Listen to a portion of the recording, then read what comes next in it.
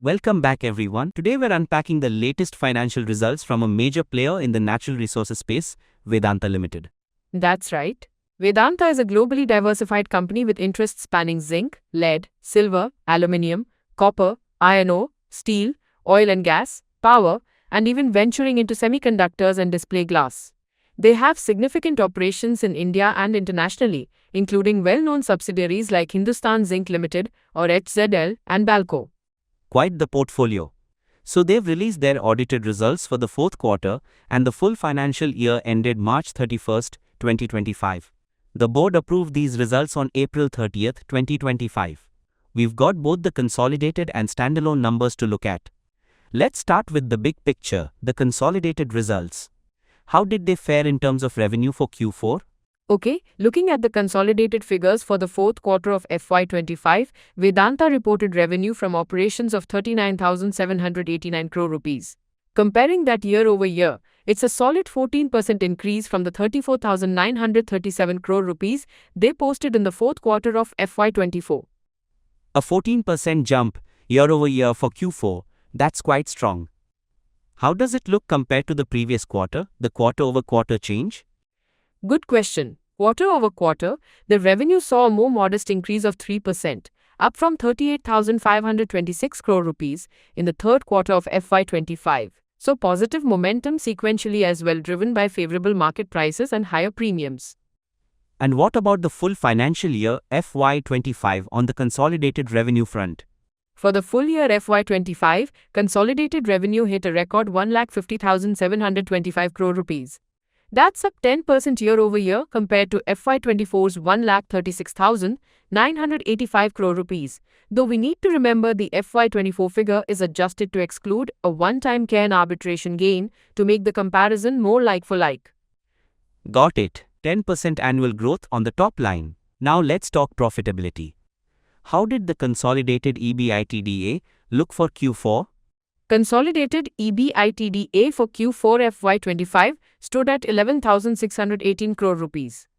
That's a very strong performance year over year, showing a 30% increase compared to the 8,969 crore rupees in Q4 FY24. The company notes this is the highest EBITDA in the last 12 quarters, excluding that FY24 arbitration gain. 30% EBITDA growth year over year is impressive. What about the quarter-over-quarter performance for EBITDA in Q4? Sequentially, the consolidated EBITDA growth was 3%, up from 11,284 crore rupees in Q3 FY25. So continued improvement there too. And for the full year FY25, how did the consolidated EBITDA shape up? For the full year FY25, consolidated EBITDA reached 43,541 crore rupees. That's a substantial 37% increase year over year compared to the adjusted 31,818 crore rupees in FY24. Vedanta highlights this as their second highest ever full year EBITDA. Strong growth across the board for EBITDA. Moving down the income statement, what about profit before tax or PBT on the consolidated side for the quarter? Consolidated profit before tax for Q4 FY25 was 6,657 crore rupees before considering exceptional items. That's a significant 59% increase year over year from the 4,196 crore rupees in Q4 FY24. And the sequential change quarter over quarter for PBT?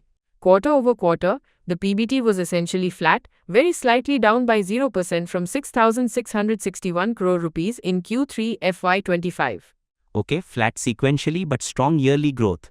How did PBT look for the full year FY25 consolidated? For the full year FY25, consolidated profit before tax, before exceptional items, came in at 25,009 crore rupees. This represents a massive 93% increase compared to the 12,925 crore rupees reported in FY24. Wow, 93% PBT growth for the year. Let's get to the bottom line. Profit after tax, or PAT. How did consolidated PAT perform in Q4? Consolidated profit after tax for Q4 FY25 was 4,961 crore rupees. This is a huge jump year over year, up 118% compared to the 2,275 crore rupees in Q4 FY24.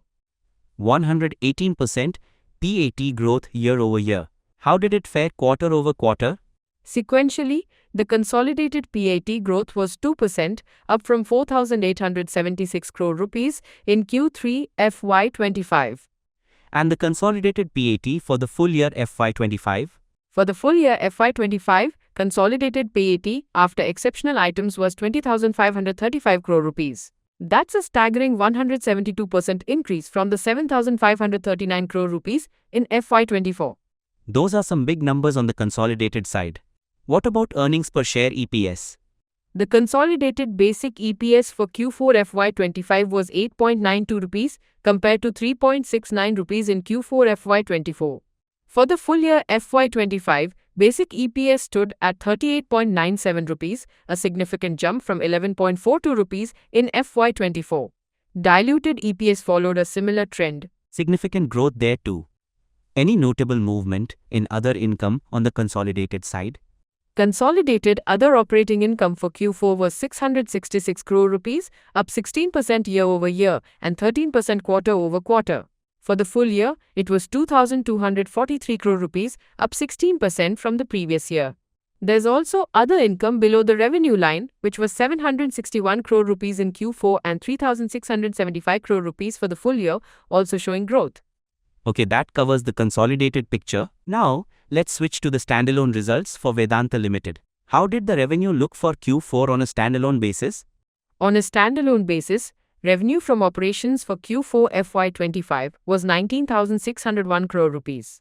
That's up 12% year over year from 17,461 crore rupees in Q4 FY24.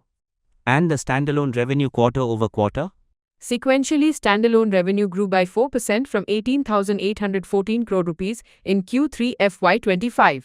How did the full year FY25 look for standalone revenue? For the full year FY25, standalone revenue was 72,805 crore rupees, a 4% increase compared to 69,663 crore rupees in FY24.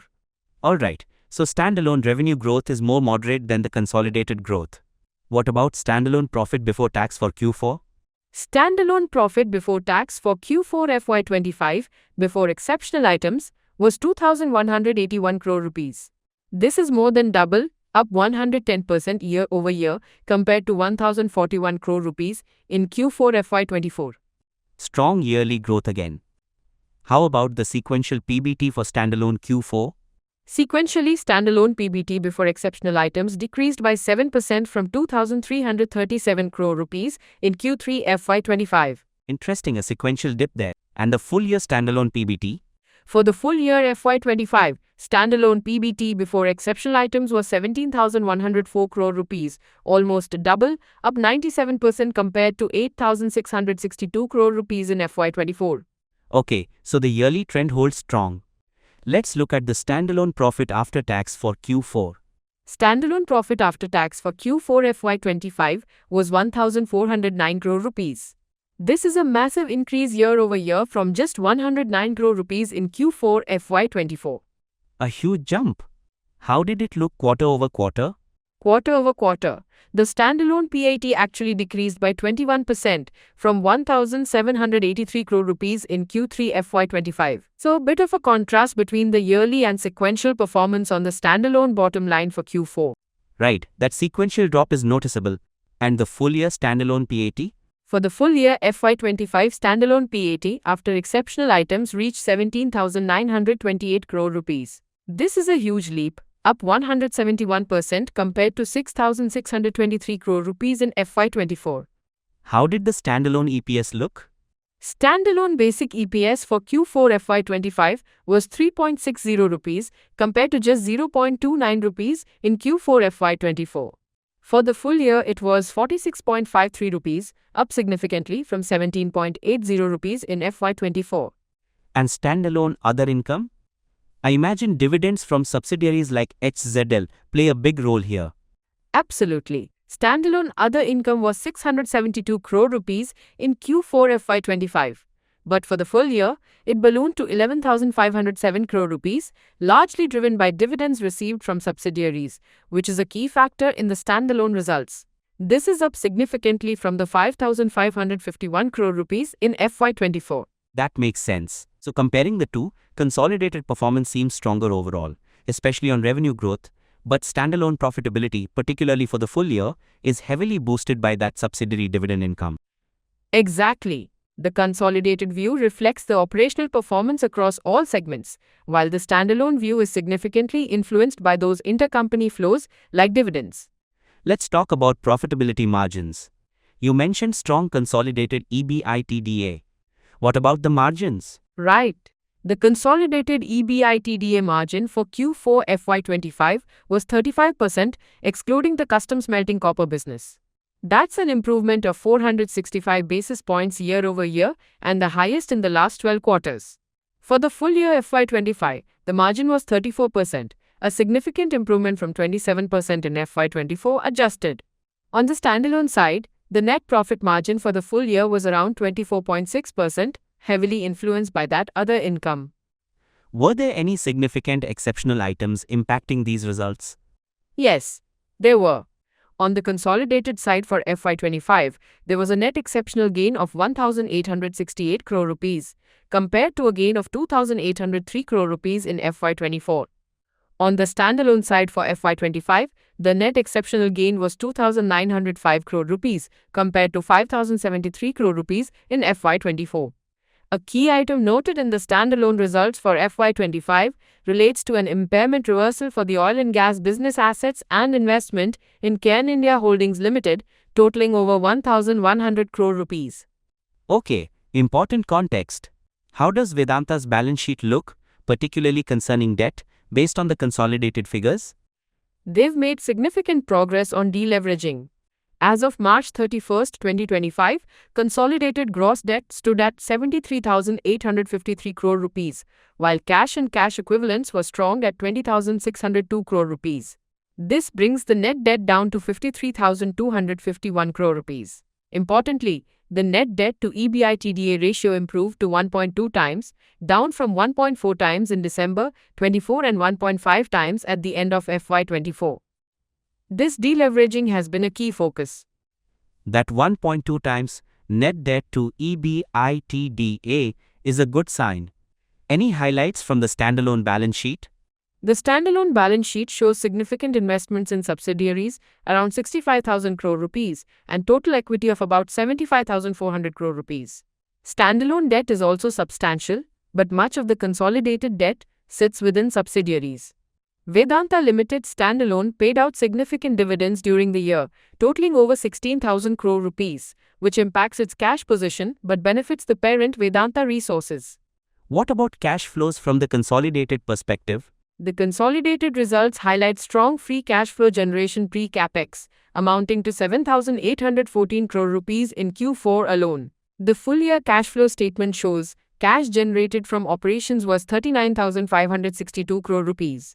Significant outflows included capex, around 17,000 crore rupees net purchases investing, and substantial financing outflows, mainly dividends paid to company shareholders, 16,772 crore rupees, and non-controlling interests, 4,419 crore rupees, along with net debt movements. They also raised 8,500 crore rupees through a share issue, QIP. Makes sense. Let's dive into the segments.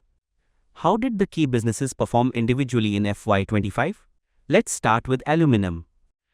Aluminium had a strong year. They achieved record annual metal production of 2,422 kilotons, up 2% year over year. Alumina production also jumped 9% to 1,975 kilotons, supported by a new train commissioning. EBITDA for the segment saw a massive 84% jump year over year to 17,798 crore rupees, driven by higher volumes, better prices, and cost efficiencies. Their hot metal cost excluding alumina was at a 4-year low. Sounds like a standout performer. What about Zinc India, mainly HZL? Zinc India also delivered exceptionally well. HZL became the world's largest integrated zinc producer. They hit historic high annual production for both mine metal 1,095 kilotons and refined metal 1,052 kilotons. Profitability was strong, with the second highest ever revenue and PAT. Critically, their annual zinc cost of production hit a 4-year low at $1,052 per metric ton, down 6% year over year, and Q4 cost was even lower at $994 per ton. Silver production was slightly down due to mine sequencing. Very strong from HZL. How did Zinc International perform? Zinc International showed improvement, especially in Q4, with mined metal production up 52% year-over-year, driven by Gamsberg. Full-year production was 178 kilotons. Their full-year cost of production improved, down 13% year-over-year to $1,299 per ton. The Gamsberg Phase 2 expansion is ongoing. Okay, turning to oil and gas. How was their year? Oil and gas faced some challenges. FY25 production was lower at 103.2 thousand barrels of oil equivalent per day, impacted by natural declines. Q4 production was 96.2 kboepd. Consequently, segment EBITDA was down significantly year-over-year to 4,664 crore rupees. On the positive side, they secured 7 new blocks in the OALPIX round and reported a discovery in the northeast region. A mixed bag there. What about iron ore, steel and others like copper and power? Iron ore saw overall annual saleable ore production rise 12% to 6.2 million tons per annum. Steel production was stable at 1.337 million tons annually. FACOR's ferrochrome production was impacted by an operational issue in Q4 but up slightly for the year. Copper had a decent year with annual cathode production up 6% to 149 kilotons and segment revenue grew. Power segment performance seems relatively stable based on the EBITDA figures. That's a comprehensive segment overview. Now, were there any other significant events or notes mentioned in the report? Yes, several key points. The demerger into 6 separate listed entities received creditor and shareholder approval and is expected to complete by September 2025. Although the Talwandi Sabo Power demerger faced a setback at the NCLT level and is currently under appeal, Vedanta Resources, the parent, has significantly deleveraged by over $4 billion in the last 3 years, and Vedanta Limited itself raised $1.4 billion via QIP and HZLOFS. Credit ratings saw upgrades from CRISIL, ICR, S&P, Fitch, and Moody's for VEDL and VRL, reflecting the improved financial health. ESG achievements were also highlighted, particularly HZL and Vedanta Aluminium's high rankings in the S&P Global CSA. Okay, let's talk about the auditor's report. SR Batley and Company LLP audited both the consolidated and standalone results. Any qualifications or major flags? No, the auditors issued an unmodified opinion for both the consolidated and standalone financial results for the year ended March 31, 2025. This means they found the results to give a true and fair view in accordance with Indian accounting standards. An unmodified or clean opinion is definitely good news. Did they mention anything else significant, like emphasis of matter or other matters? In the consolidated report, they included an other matter paragraph, which is standard for large groups. It states they relied on the audit reports of other auditors for 32 subsidiaries, 1 associate, and 2 joint ventures, whose results are included in the consolidated figures. They also noted that the results of 7 small subsidiaries, 1 associate, 2 joint ventures, and 1 unincorporated joint operation, were based on unaudited financial statements approved by management, but these were not material to the group. They also mentioned the conversion of financial statements for foreign entities from their local GAAP to Ind AS. For the standalone report, the other matter paragraph mentions reliance on unaudited financial information for an unincorporated joint operation, which again was not material. Importantly, there were no qualifications or adverse opinions. The certificates provided related to the debentures also confirm compliance with covenants and security cover requirements. Excellent. So a clean bill of health from the auditors on the financials themselves. Taking everything into account, the strong financial performance, segment contributions, deleveraging and the auditor's report, what's the outlook for Vedanta? Disclaimer first. As always, investors should consult certified financial advisors before making any investment decisions. The outlook appears positive, supported by strong operational performance in key segments like aluminum and zinc, significant deleveraging achieved, and improved credit ratings. The company is focused on volume expansion and cost reduction, as reflected in their FY26 production and cost guidance. The upcoming demerger, if completed successfully, could unlock further value. However, risks remain, including volatility in global commodity prices, execution risks associated with their expansion projects and the demerger process, and ongoing regulatory matters like the profit oil dispute with the Government of India, even though the company believes its position is strong. Great summary. So the key takeaways are robust FY25 performance with significant profit growth driven by Aluminium and Zinc India, successful deleveraging, improving the balance sheet, positive credit rating actions, a clean auditor's opinion, and the major demerger moving forward. Exactly. A year of strong operational and financial recovery, setting the stage for the planned restructuring.